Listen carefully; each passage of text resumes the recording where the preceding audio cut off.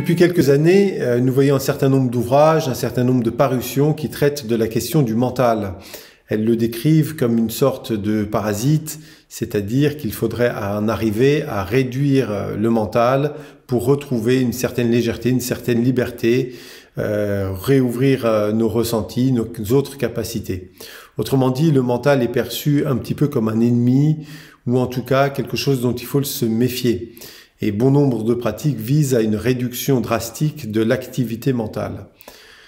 Or, cette vision-là pose un énorme problème, c'est qu'elle confond la cause et la conséquence. Nous voyons pourtant que dans certains domaines, le mental est considéré comme un avantage. Prenez l'exemple des sportifs, lorsqu'on dit d'un sportif qu'il a un mental fort, c'est plutôt un avantage. Alors, que pouvons-nous penser de la question du mental et de cet excès supposé de mental ? Le mental a une fonction organisatrice de la structure psychique. Donc nous en avons fondamentalement besoin au quotidien pour pouvoir ordonner nos actions.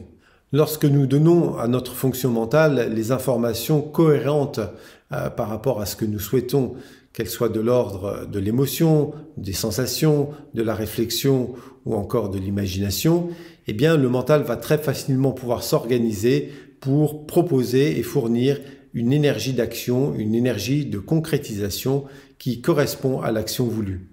Lorsqu'au contraire, nous lui fournissons des informations incohérentes, contradictoires, eh bien, le mental va avoir beaucoup de difficultés à s'organiser et va fournir une réponse qui sera tout aussi incohérente et contradictoire, nous emmenant à un surplus de pensée, à une suractivité qui finalement n'arrive pas à déboucher sur une action concrète et satisfaisante.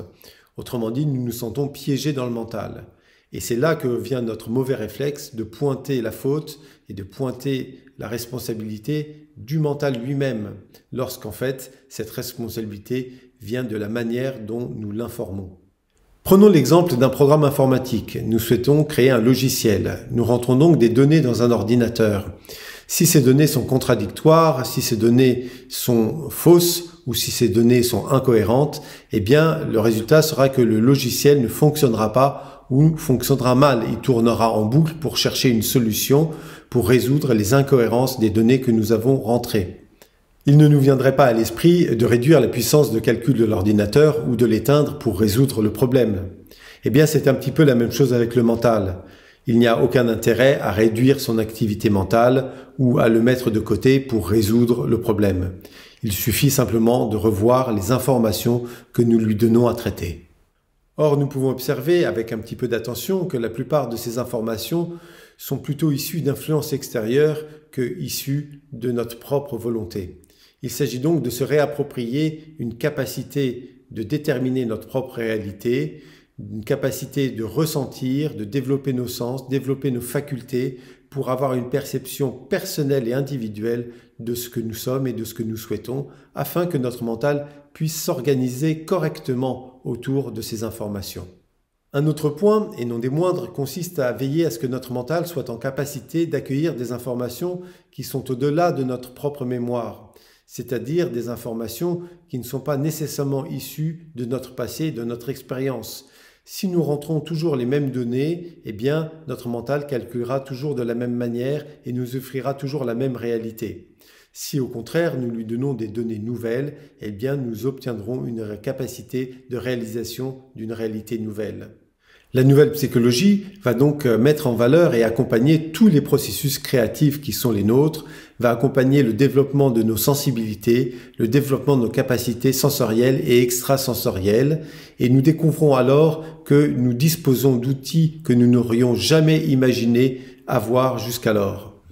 L'éveil de cette créativité nécessite le développement de notre faculté mentale. De la même manière que nous modifions nos ordinateurs pour que leur puissance de calcul réponde à la richesse et à la créativité des logiciels qui nous sont proposés, eh bien nous devons aussi éduquer notre mental pour qu'il puisse répondre au développement de nos facultés.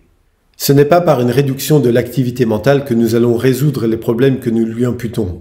Au contraire, c'est par son développement. De la même manière que nous entretenons le corps, nous développons notre activité physique, nous développons notre activité émotionnelle, notre activité intellectuelle et toutes les activités qui enrichissent et embellissent nos vies, eh bien nous devons aussi développer notre capacité mentale. Lorsque notre mental est développé et que les informations que nous lui donnons sont en cohérence avec notre volonté, eh bien nous générons la réalité que nous souhaitons.